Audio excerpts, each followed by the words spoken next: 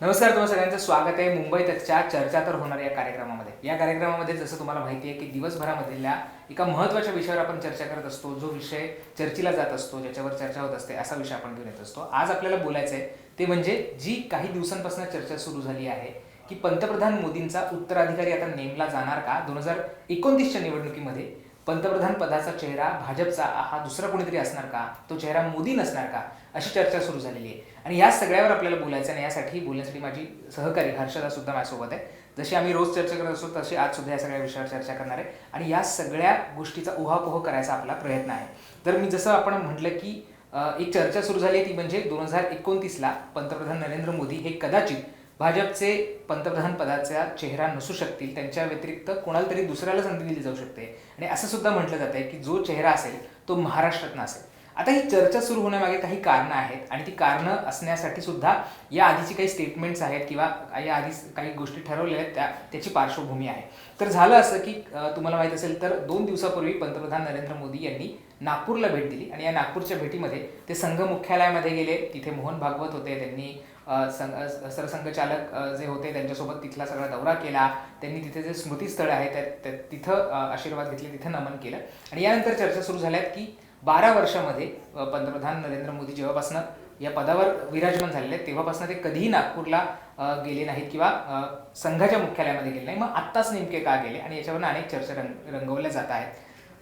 ठाकरे गटाचे जे नेते आहेत संजय राऊत यांनी सुद्धा या सगळ्या भेटीवर बोलताना असं म्हटलं होतं की आता पंतप्रधान नरेंद्र मोदी यांचा उत्तराधिकारी नेमण्याची वेळ आलेली आहे आणि त्याच संदर्भात ही भेट होती असं सुद्धा त्यांनी म्हटलेलं आहे. अर्थात देवेंद्र फडणवीस असतील किंवा चंद्रशेखर बावनकुळे असतील यांनी या सगळ्या गोष्टींना कुठलाही अर्थ नाही आहे किंवा या कपलकल्पित गोष्टी आहेत असं म्हटलेलं आहे. पण चर्चा मात्र आहे आणि चर्चा ही नक्कीच आहे आणि त्याच्यासाठी कारण ते म्हणजे जी अट घालून दिलेली आहे की 75 वर्षानंतर कुठल्याही पदावर भाजपमधला कार्यकर्ता हा मोठ्या पदावर असणार नाही असं म्हटलं जात होतं. अशी त्यानंतर ते रिटायरमेंट घेतील अशी एक गोष्ट म्हटली जात होती आणि त्यामुळेच या सगळ्या गोष्टीची चर्चा सुरू झालेली आहे. हर्षदा, आपण बघतोय की आता म्हटलं जातं की 29ला कदाचित मोदी हे पंतप्रधान पदाचा चेहरा नसतील.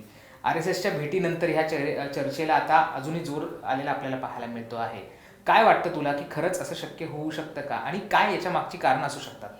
जेव्हा पंतप्रधान नरेंद्र मोदी तिथं RSSच्या मुख्यालयात गेले त्याच्यामध्ये 2-3 गोष्टींची चर्चा झाली. एक तर ते इतक्या वर्षानंतर गेले, 10 वर्षांनंतर गेले. त्याच्यानंतर मग तिथं गेल्यानंतर त्यांनी जे काही म्हटलेलं आहे त्यात त्यांनी RSSचं भरपूर कौतुक केलेलं आहे. आता पंतप्रधान नरेंद्र मोदींना कौतुक करायचंच असतं तर लोकसभा इलेक्शन किंवा मग विधानसभा इलेक्शन जे महाराष्ट्राचं झालं त्याच्यानंतर थेट करू शकले असते, तेव्हा ते येऊन भेट देऊन गेले असते. अर्थात कार्यक्रमाचं निमित्त करून त्यांनी अशा पद्धतीनं दिलेली भेट आहे ही गोष्ट लक्षात ठेवूयात. पण त्याचबरोबर दुसरा आणखीन एक महत्त्वाचा मुद्दा या सगळ्यामध्ये आहे ते म्हणजे की आता ज्या पद्धतीनं RSSनं सक्सेस रेट दाखवलेला आहे, RSSनं प्रूव्ह केलेलं आहे महाराष्ट्रात आणि देशभरामध्ये इतरही मान्य करायला लावलेलं आहे भाजपला की कशा पद्धतीनं RSS महत्त्वाचा आहे भाजपसाठी. RSSचा हात सोडून जर का चालायचा विचार करणार असाल तर तसं यश तुमच्या पदरी पडणार नाही. ही गोष्ट प्रूव्ह झाल्यामुळे RSSची मदत लागणार आहे आणि म्हणून सुद्धा अशा पद्धतीनं RSS कडेच पूर्णतः निर्णय म्हणजे जर आपण पाहिलं तर जे राजकीय विश्लेषक आहेत त्या सगळ्यांचं असं म्हणणं आहे की जे पण निर्णय घेतले जातात त्याच्यामध्ये RSSचा बराच मोठा वाटा असतो. RSSच्या म्हणजे होकारानंतरच गोष्टी पुढे केल्या जातात. पण मधल्या काळामध्ये या गोष्टी थांबलेल्या आपल्याला पाहायला मिळालेल्या असतील किंवा त्याच्याबद्दलची फारशी चर्चा झाली नसेल. आत्ताच या काळातच RSSची चर्चा होण्याचं कारण काय आहे की फक्त 100 वर्ष जी आहे त्यांचं साजरा करणं हे एवढं कारण आहे का, तर नाही. तर या व्यतिरिक्तची सुद्धा इतर कारणं आहेत. ती म्हणजे की आता पुढचा जो व्यक्ती आहे किंवा कोणाकडे हा चेहरा म्हणून दिलं पाहिजे किंवा चेहरा बदलायची आवश्यकता आहे का याच्याबद्दलचा विचार अर्थातच किंवा एक आपण असं म्हणूयात की ज्याला म्हणतो ना आपण की म्हणजे एक चर्चा अंतर्गत संस्थांमध्ये होते तशी सुरू झालेली आहे RSSमध्ये पण आणि भाजपमध्ये पण. आणि याचं कारण आहे स्वतः नरेंद्र मोदी. कारण त्यांनीच असं म्हटलं होतं की इतक्या वर्षांपर्यंत लोक राजकारण करतात आणि याचं उदाहरण देत असताना म्हणजे आज सामनाच्या अग्रलेखात पण ह्याचा आवर्जून उल्लेख केलेला आहे. त्याच्यात असं म्हटलेलं आहे की मुरली मनोहर जोशी आणि जे लालकृष्ण अडवाणी यांच्याबरोबर जे झालं ते वाक्य अगदी सुरेख आहे. मला नंतर वाचताना ते लक्षात आलं तर मी तुला सांगेन. तर तशाच पद्धतीचा नियम हा मोदी पाळणार का, कारण 17 सप्टेंबर 1950ला त्यांचा जन्म झालाय. त्यानुसार या सप्टेंबर महिन्यात मोदी हे 75 वर्षांचे होतील आणि असा जर विचार केला तर मग त्यांनी तयार केलेल्या नियमानुसार त्यांना राजकीय दृष्ट्या म्हणजे बाहेर पडावं लागेल. पण मग हे बाहेर पडल्यानंतर ते RSSशी कनेक्टेड राहणार का की मग RSS त्यांना कुठली वेगळी जबाबदारी देणार का, की मग मोदींचं जे काही काम आहे ते फक्त प्रचारक इथपर्यंतच राहील जशा पद्धतीचं त्यांचं काम होतं. या सगळ्याची चर्चा ऑलरेडी सुरू झालेली आहे आणि त्याच चर्चेचं रिफ्लेक्शन आपल्याला माध्यमात पाहायला मिळतंय, राजकीय वर्तुळात पाहायला मिळतंय. आणि महत्त्वाचं आहे ते म्हणजे की या सगळ्याच्या सुरुवातीला हे सांगतानाच मी सुरुवातीला म्हटलं होतं की मोदींनी नागपुरात आल्यानंतर RSS बद्दल इतके कौतुकोद्गार काढलेले आहेत, ते का हे सुद्धा लक्षात घेतलं पाहिजे. आणि त्याच्या मागचा हेतूच असा आहे ते म्हणजे की कशा पद्धतीनं आपण RSSला सरेंडर आहोत किंवा आपण RSSच्या विचारसरणीवरच चालतो हे सांगण्याचा मोदींकडनं झालेला प्रयत्न. आत्तापर्यंत RSS शी एक आपण म्हणूयात की RSS बरोबर राहून सुद्धा तितकंसं RSS बरोबर आपण आहोत असं सांगण्याचं धाडस बड्या बड्या नेत्यांनी केलेलं नाहीये. पण त्याला काही अपवाद आहेत, गडकरींसारखे असतील, अडवाणींसारखे असतील, वाजपेयींसारखे असतील. पण पंतप्रधान नरेंद्र मोदी किंवा अमित शहा यांनी फारशा तसे उल्लेख केले नव्हते आणि आत्ताच हा झालेला उल्लेख यामुळे सुद्धा असा विचार करायला लागतो असं मला वाटतं. राहुल, आणि याच्यावर चर्चा सुरू झाल्यानंतर राऊतांच्या त्या स्टेटमेंटवर आहे बावनकुळेंनी उत्तर दिलेलं आहे आणि त्यांचं असं म्हणणं आहे की असं काही होणार नाही. आता ते काय म्हटले एकदा पटकन वाचूयात आणि त्यांना एवढं उत्तर द्यायची गरज का पडली हे सुद्धा महत्त्वाचं आहे. कारण अनेकदा आपण जर बघितलं तर देवेंद्र फडणवीस असतील किंवा बावनकुळे असतील ते म्हणतात की राऊतांसारख्या लोकांना आम्ही काही उत्तर देत नाही, त्यांच्या काही स्टेटमेंटला काही अर्थ नसतो असं टाळत असतात. पण यावेळेस त्यांनी टाळलेलं नाही, त्यांनी उत्तर दिलेलं आहे. आणि जेव्हा उत्तर दिलं जातं तेव्हा अंडरग्राउंड काहीतरी सुरू असतं, अंडरग्राऊंड काहीतरी सुरू असतं हे निश्चितच मानलं जातं. तर बावनकुळे म्हणतायत की उभाडाचे नेते संजय राऊत यांचं विधान हे केवळ राजकीय स्टंटबाजी आहे. 75 वर्ष वयानंतर आदरणीय पंतप्रधान नरेंद्र मोदीजी यांनी राजकारण सोडावे असा कोणताही नियम नाही किंवा असा कुठलाही निर्णय झालेला नाहीये. भाजपच्या कोणत्याही अधिकृत धोरणातही असं म्हटलेलं नाहीये. भारतीय संविधानातही असा कोणताही ठराव किंवा नियम नाहीये. भाजपचे नेते आदरणीय अटल बिहारी वाजपेयी वयाच्या 79व्या वर्षापर्यंत पंतप्रधान होते, तर मोरारजी देसाई 83 वर्ष आणि डॉक्टर मनमोहन सिंग तर वयाच्या 81 वर्षापर्यंत पंतप्रधान होते. पण मानसिक संतुलन बिघडल्याने, भाजप द्वेषाची कावीळ झाल्याने राऊतांना हे आठवणार नाही. भारतीय लोकशाहीत पंतप्रधानांनी कधी निवृत्त व्हायचे हे संजय राऊत यांच्यासारख्या सकाळच्या भुंग्यावर ठरत नाही, तर निवडणुकीतील जनादेशावर आणि लोकांच्या आशीर्वादावर ठरतं.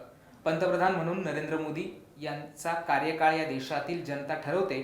संजय राऊत किंवा विरोधकांना तो अधिकार नाही. 2047 पर्यंत विकसित भारत करण्याचा संकल्प पंतप्रधान मोदीजींनी केला आहे. हा संकल्प त्यांच्याच नेतृत्वात पूर्ण केला जाईल असं बावनकुळे यांनी म्हटलेलं आहे. आणि फडणवीसांनी सुद्धा याच पद्धतीचं एक स्टेटमेंट केलेलं आहे की असं काही होणार नाही आणि मोदीच हे पुढच्या टर्ममध्ये म्हणजे 29ला सुद्धा ते आमचा पंतप्रधान पदाचा चेहरा असतील. असं जरी असलं तरी सुद्धा हर्षदांनी जो उल्लेख केला तो अगदी महत्त्वाचा आहे. म्हणजे खरंच आता 2029ला भाजप कोणाला वेगळ्याला प्रोजेक्ट केलं जाईल का? कारण 75 वर्षाची अट ही खुद्द पंतप्रधान नरेंद्र मोदी यांनीच घातली होती, त्यामुळे त्यांचीच अट ते पाळणार का हा प्रश्न निर्माण झालेला आहे. दुसरीकडे आपण बघितलं तर लोकसभेला भाजप आणि RSS मधलं जे नातं आहे काहीसं ताणलेलं आपल्याला पाहायला मिळालं होतं. JP नड्डा यांनी थेट म्हटलं होतं की RSSची आम्हाला आता तशी फारशी काही गरज नाहीये. त्यामुळे या स्टेटमेंटमुळे सुद्धा RSS कुठेतरी नाराज झाल्याचं म्हटलं गेलं होतं भाजपवर आणि त्याचीच परिणिती आपण महाराष्ट्रातल्या रिझल्ट्सवर बघितली होती. महाराष्ट्रामध्ये 31 जागा ह्या मवियाला मिळाल्या 48 पैकी आणि भाजप आणि मित्रपक्षांना अगदीच कमी जागा मिळाल्या. त्यामुळे हा एक मोठा सेटबॅक हा भाजपसाठी होता आणि त्यामुळे सुद्धा चिंता व्यक्त केली जाते होती की खरंच RSS आणि भाजपमध्ये काही बिनसलंय का. पण त्याचं आपण बघतोय की त्याचं रूपांतर मग संवादामध्ये झालं आणि त्यानंतर हा संवाद घडून आला आणि विधानसभेला हे चित्र पालटलेलं आपल्याला पाहायला मिळालं. पण यानंतर आता 29ला खरंच असं होणार आहे का? म्हणजे पंतप्रधान नरेंद्र मोदी हे चौथ्यांदा कदाचित मग पंतप्रधान होतील जर ते उमेदवार असतील तर. अशा वेळी त्यांना खरंच संधी दिली जाऊ शकते का? त्यांच्या भोवती ज्या गोष्टी आहेत किंवा त्यांच्या भोवती असलेले वाद असतील, त्यांची ही 3 वर्षाची कार्यकाळ असते, ही पाहता त्यांना पुन्हा एकदा संधी दिली जाईल का हे म्हटलं जातं आहे. आणि त्यांनीच स्वतः नियम केलेला आहे तो, त्यामुळे त्या नियमाला जर त्या नियमाप्रमाणे ते वागले नाहीत तर मग त्याचे काय परिणाम होतील ह्या सगळ्याचा विचार सध्या सुरू आहे. आणि म्हणून खरं तर हर्षदा इंटरेस्टिंगली साहिल जोशी जे मुंबई तकचे संपादक आहे त्यांनी एक इंटरव्ह्यू केला होता या सगळ्या भेटीनंतर.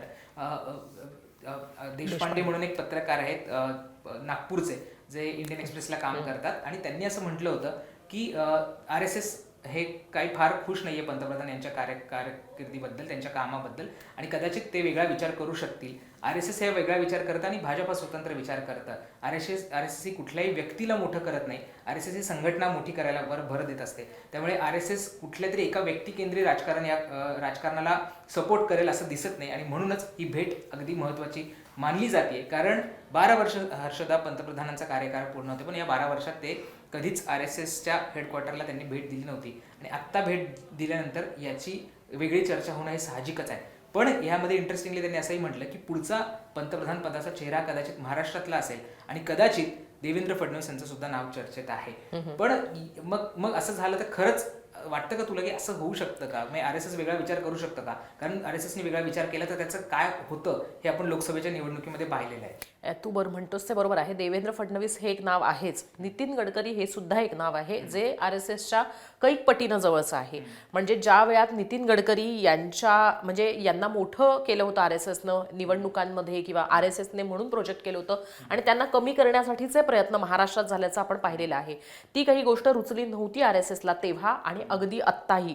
आणि जर आपण पाहिलं असेल तर विधानसभेची ही जी निवडणूक आहे त्या निवडणुकीच्या वेळेस RSSच्या सांगण्यावरनं नितीन गडकरी यांना एक महत्त्वाची भूमिका किंवा नितीन गडकरी त्या मेजर रोलमध्ये आपल्याला पाहायला मिळाले हे आपण विसरू शकत नाही. आणि त्यामुळे विधानसभेच्या या निवडणुकीपासूनच खरं तर चर्चा सुरू झाली होती की RSS गडकरींना प्रोजेक्ट करू पाहते, RSS गडकरींना प्रोजेक्ट करते आणि RSS गडकरींच्या पाठीमागे उभा आहे. आणि जर आपण पाहिलं तर म्हणजे RSSला काय वाटतंय याबरोबरच देशातले जे इतर पक्ष आहेत त्या पक्षांना सुद्धा कुठेतरी वाटतंय की नितीन गडकरी यांच्याकडे ही जबाबदारी द्यायला हवी.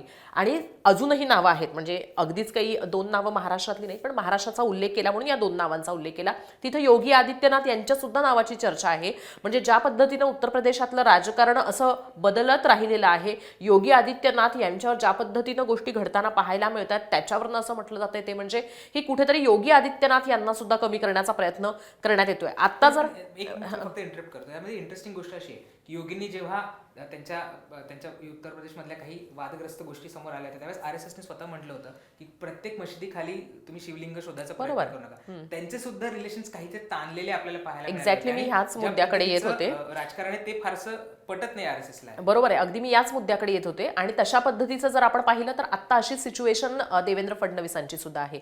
त्यांनी असं म्हटलं की ग्लोरिफिकेशन जे आहे, उदात्तीकरण आहे औरंगजेबाच्या कबरीचं ते चालणार नाही, आम्ही होऊ देणार नाही. आणि भैयाजी जोशी यांचं कालचंच नागपुरातलं विधान आहे ते म्हणजे की त्यांनी असं म्हटलंय की औरंगजेबाची कबर जी आहे ती एक प्रकारे इतिहासाचा भाग आहे. आणि त्यांनी असं सुद्धा सांगितलेलं आहे की म्हणजे एक्झॅक्टली त्यांची जी वाक्य आहेत ना ती सांगणं गरजेचं आहे, कारण या सगळ्यामध्ये वाद हा ऐतिहासिक नसून कशा पद्धतीनं विधानं झालेली आहेत याच्यावर आहे. त्यांनी असं म्हटलंय की कबरीचा मुद्दा अनावश्यकपणे उकरून काढला जातोय. औरंगजेबाचा मृत्यू इथे झाला तर त्याची कबर इथंच असणार. ज्यांची श्रद्धा असेल ते लोक औरंगजेबाच्या कबरीवर जातील. हे भारताच्या उदारतेचं सर्वसमावेशकतेचं प्रतीक आहे. या गोष्टीतनं मुद्दा स्पष्ट होतो जे तू मगाशी म्हटलास त्याप्रमाणे की RSSनं स्पष्ट केलं होतं प्रत्येक मशिदीखाली तुम्ही शिवलिंग शोधायला जाऊ नका. तशाच पद्धतीनं कबरीच्या बद्दल ज्याची श्रद्धा आहे तो तिथं जाईल हे सांगणं हे सुद्धा तशाच पद्धतीचे हे आपण लक्षात घेतलं पाहिजे. पण अशा पद्धतीची कुठलीही प्रतिक्रिया किंवा कुठल्याही पद्धतीच्या एक आपण म्हणूयात की विधान केलेल्याचा विरोधाभास किंवा विरोधाभासाचं प्रत्युत्तर हे RSS कडनं गडकरींच्या संदर्भात आतापर्यंत या काळात तरी देण्यात आलेलं नाहीये हे आपण पाहतो आहोत. त्यामुळे सकारात्मक आहे गडकरींसाठी RSS आणि ते अगदी सुरुवातीपासून सकारात्मक आहे. कारण नितीन गडकरी ही व्यक्ती अशी आहे ती म्हणजे की एरा बदलत गेला, गोष्टी बदलत गेल्या.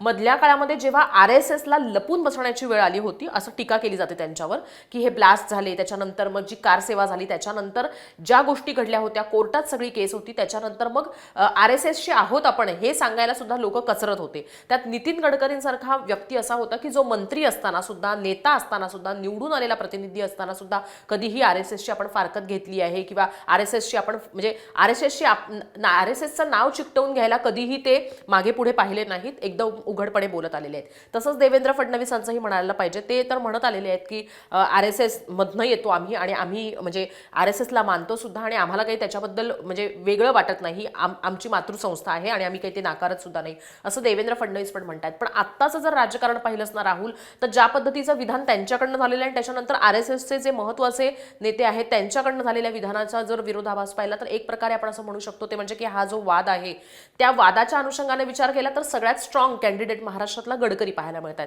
हा पण आता हे पूर्णतः RSSवर आहे आणि म्हणूनच निर्णय घेण्याची जी काही म्हणजे निर्णय जो घेतला जाईल तो RSS कडनंच घेतला जाईल ही गोष्ट स्पष्ट आहे. म्हणूनच नरेंद्र मोदी हे तिथं आले होते. फक्त तेवढाच मुद्दा नाहीये की पंतप्रधान पदाचा चेहरा, तर भाजपचा राष्ट्रीय अध्यक्ष सुद्धा बदलला गेलेला नाहीये. JP नड्डांना ठेवायचं, काढायचं, कमी करायचं की वाढवायचं याबद्दलचे निर्णय आता सगळे जे निर्णय आहेत ते RSS कडनं केले जातील. आणि महत्वाचं आहे ते म्हणजे की RSSनं सुद्धा या सगळ्या संदर्भातल्या अटी घातल्याच होत्या की महाराष्ट्राची जेव्हा निवडणूक होती त्यावेळेस त्यांनी या गोष्टी सांगितल्या होत्या की आम्ही मदत करतोय, याचा अर्थ पुढच्या काही गोष्टींमध्ये विचार केला जाईल. पण जर आपण पाहिलं तर RSSच्या निर्णयामध्ये आणखीन काही नवे चेहरे आहेत का, येऊ शकतात का, हा देखील एक महत्त्वाचा मुद्दा आहे. RSS त्या पद्धतीने विचार करतो आहे का, हा देखील एक महत्त्वाचा मुद्दा राहू शकतो आणि मला वाटतं की तो मुद्दा सुद्धा आहे. आणि ऑब्व्हियसली म्हणजे तू पण विचार कर ना, जर तू एखाद्या ठिकाणी इंटरव्ह्यूला गेलास किंवा तुला माहिती आहे इथे जॉब आहे, तर तू स्वतःला कन्वे करशील की मीच कशा पद्धतीने चांगला आहे, तर तशाच पद्धतीने गोष्टी राजकारणात झाल्या तर ते काही चुकीचं ठरू नये. आणि महत्त्वाचं ते म्हणजे मातृसंस्थेशी निगडीत गोष्टी असतील किंवा मातृसंस्थेच्या हातात जर निर्णय असेल तर तशा पद्धतीच्या गोष्टी करण्यासाठी नेते आणि विशेषत्वानं RSSचे नेते सुद्धा मागे पुढे पाहत नाहीत. हे माझी माहिती आहे. निश्चित. त्यामुळे चर्चा तर सुरू झालेली आहे की कदाचित पंतप्रधान नरेंद्र मोदी यांचा उत्तराधिकारी हा नेमला जाऊ शकतो. अर्थात या चर्चा आहेत, याच्यावर अजूनही कुठलेही ठोस असं काही आपण म्हणू शकतो की कुठलं काही पाऊल उचललं गेलेलं नाहीये. पण ज्या पद्धतीनं मोदी हे संघाच्या मुख्यालयामध्ये गेले, जी चर्चा झाली आणि त्यानंतर त्याच्यावर येणाऱ्या प्रतिक्रिया आहेत, त्यामधनं ही चर्चा सुरू झाली. आणि अर्थात स्वतः पंतप्रधानांचं जे वक्तव्य की 75 वर्षानंतर एखाद्याने या सगळ्यातनं बाजूला व्हायला हवं, त्याच्यामुळे ते मला वाटतं ते पंतप्रधानपदी आल्यानंतरच त्यांनी केलेला हा नियम आहे. पण बघायला अर्थात अजून काही वेळ आहे. पंतप्रधान नरेंद्र मोदी हे 75 वर्षाचे सप्टेंबरमध्ये होतील. त्यानंतर काय राजकारणामध्ये बदल होत आहेत, पुढच्या निवडणुकीपर्यंत ह्या सगळ्यामध्ये काय बदल होत आहेत, एक नवीन नेतृत्व उभं राहतंय का, हे पाहावं लागेल. चर्चा आज आम्ही इथे जरी थांबत असलो तरी ही चर्चा नाहीये. आणि या चर्चा पुढचे 4 वर्ष होत राहणार. त्यामुळे तुम्ही थांबू नका. तुमच्या मनातले प्रश्न, तुम्हाला या सगळ्याबद्दल काय वाटतं, तुम्हाला वाटतं का की पंतप्रधान नरेंद्र मोदी 2029 नंतर पंतप्रधान म्हणून कंटिन्यू करायला हवे? तुम्हाला असं वाटतं का की RSSनं वेगळा चेहरा द्यायला हवा? तुम्हाला असं वाटतं का की नवीन काहीतरी गोष्टी घडता आहेत RSS मध्ये आणि भाजपमध्ये, आणि महाराष्ट्रातला चेहरा दिला गेला तर तो नेमका कुठला असेल? देवेंद्र फडणवीस, नितीन गडकरी की आणखीन तिसरा कुठला? तुम्हाला जे वाटतंय ते तुम्ही, जसं आता आम्ही मोकळी चर्चा केली तशा पद्धतीनं तुम्ही सुद्धा कमेंट्समध्ये नक्की करा. आणि मुंबई तकला सुद्धा सबस्क्राईब करायला विसरू नका. ते केलं तर तुम्हाला या सगळ्या संदर्भातले अपडेट्स मिळतील, असे व्हिडिओ बघायला मिळतील. पाहत राहा मुंबई तक.